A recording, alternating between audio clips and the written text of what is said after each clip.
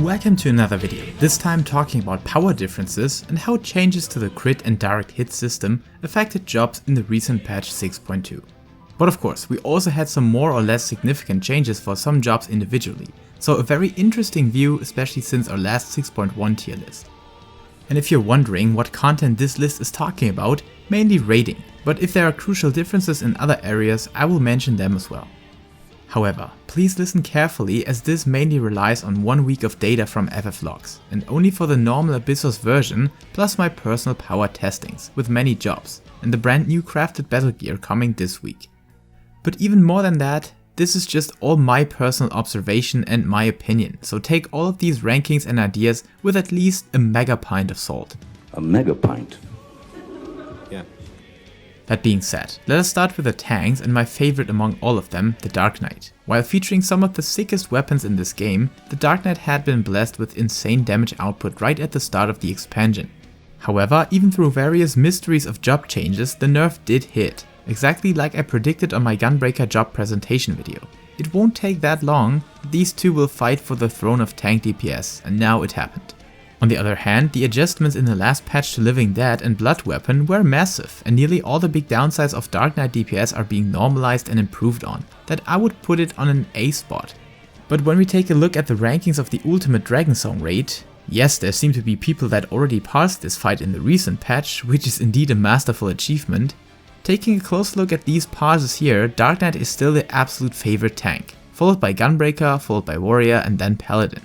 So I still feel like counting in all the factors and how strong the Dark Knight's defenses are against magic damage, which is mainly the damage you're facing, it is still my top tank choice. Followed by the Gunbreaker on A, because there's really nothing stronger or much weaker than on the Dark Knight. Yes, selfie is more consistent, but that doesn't matter much in high-end content. Just the Heart of Corundum is a freaking beast of an ability. But so is the Blackest Knight, which grows stronger with each piece of new gear we acquire. Paladin and Warrior on the other hand are still falling a bit short of damage, but really nothing you should ever be worried about. If you like those gameplay wise, choose them. Warrior is a beast in dungeons and with self-healing, and Paladin is the best all-rounder tank with a very flexible caster rotation on top.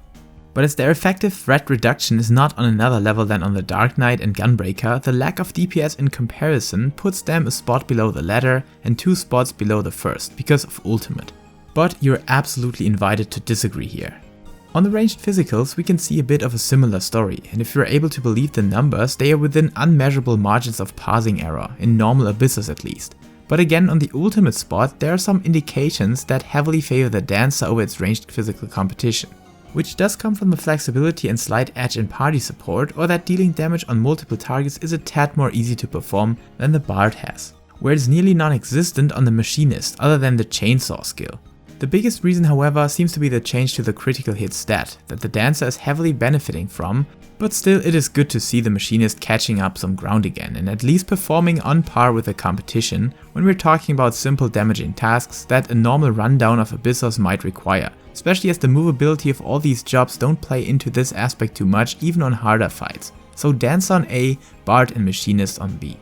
On the melee department we can see some more changes as well. And on both charts, the ninja is leaping forward to the top position. And I'm honest with you ninja players, you deserve it. Not only for the hard work you put into the rotation, but also how ninjas had been a meme for a very long time, and were the samurai ordered on wish. Or monks that used weapons, but still didn't deal more damage than the original. But of course, if you take a closer look and actually think about the fact that the score below the chart is only within a range of a maximum of 10%, and between melee jobs it is only a very small percentage of 2 or 3%. So Dragoon, Monk, Samurai and Ninja are all solid A tier choices in my opinion. Only the Reaper is not looking good on this list, but let me tell you, there's still that Arcane Crest ability, granting Reaper the slight edge in defensive party support over its competition. And for the Dragoon, I expected the changes to crit to affect Battle Litany more. But it really didn't, at least not negatively, so standing strong as ever before with button bloat or not. So even though you might not want to hear it and some special snowflakes might get super tilted now, for me, according to the data we can see at hand, they are all A ranks and melee balancing might be the best in a long time. But of course Savage Abyssos and more passing numbers will differentiate this list further, and I will definitely have to do an updated version very soon. That being said, there's one thing that I cannot leave unmentioned, and I know some people hate that I'm putting in too much weight on the DPS aspect in numbers, but hey, all jobs are very identical on the other departments, so I really don't have many options other than raw DPS numbers. Which is and will be a different situation on the caster jobs. Ah, come on Despi, are you going full based mode again? Yes, I will. While Black Mage looks really bad on this list for 6.2, my personal findings and tests on the dummies have shown differently, and still grant Black Mage a very powerful personal result. However, we still need to count in the fact that the Black Mage tax is still a thing, even though it had been reduced in Endwalker significantly. But even to this day, parties might be forced to adjust their setup, positioning and timing of certain time windows during an encounter just because there's a Black Mage inside of their party. That combined with one of the toughest learning curves and skill ceiling over the edge, Black Mage needs to stand on top of these lists to make up for it, which right now isn't the case. So to earn the hate of all the Black Mage fans, I'm sorry, really sorry, C tier it is. There's simply no reason why I should choose a Black Mage over a Summoner or Red Mage, only if you really like that job and know your stuff. Then it can become a powerful weapon, but still falling short against melee jobs, which is definitely a bit of a shame, but will get fixed by Master Yoshida.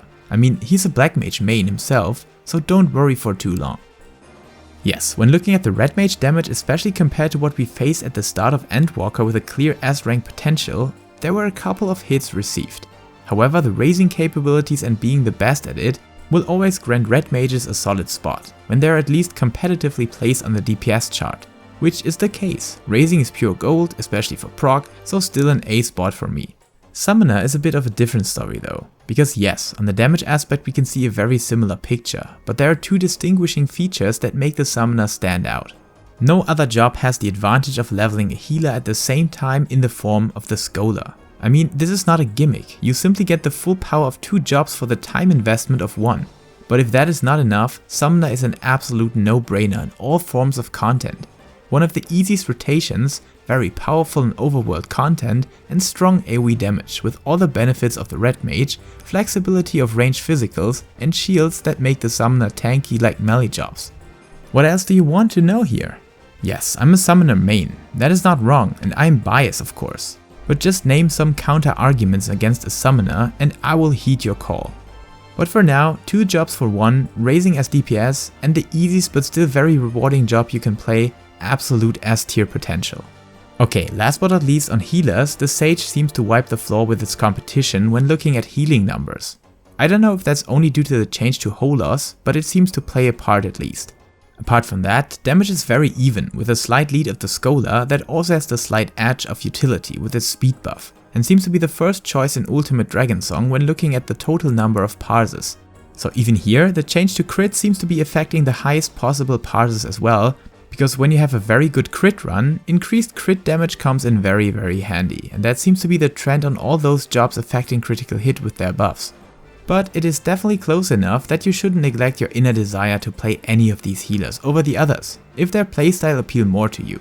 Let's make it quick. Astra has the potential to shine with Macrocosmos, and the reduction of RNG elements in its skill kit is definitely a welcoming sight to me. But it seems that shield healers are taking the lead, and as we're facing low item level proc next week, where shield healers have some benefits, Scholar and Sage are A tier and the region healers B.